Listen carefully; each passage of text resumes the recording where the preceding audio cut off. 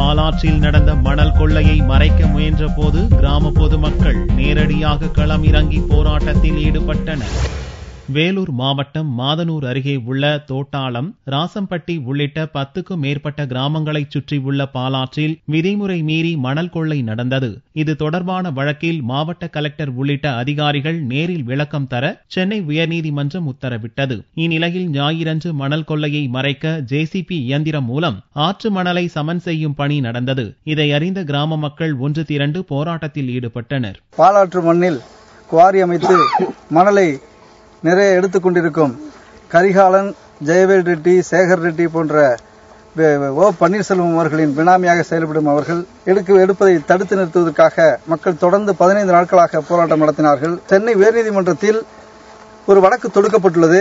எவ்வாறு அவர்கள் 1 மீட்டர் மேலே 30 அடி எவ்வாறு தோண்டலாம், அதற்கு காரணம் என்ன, உடனடியாக இவர்கள் அனைவரும் அங்கு வந்து சேர வேண்டும், கோர்ட்டுக்கு வந்து சேர வேண்டும் என்று கலெக்டர் மற்ற எல்லோருக்கும் உத்தரவிட்டுள்ளார்கள். ஜேசிபியை வைத்து எங்கே நீதிமன்றத்துக்கு தெரிந்து விடுமோ என்ற காரணத்தின் அடிப்படையில் இருக்கின்ற தோண்டப்பட்ட இடத்தை மணலை தள்ளி மூடிக்கொண்டிருக்கின்றார்கள்.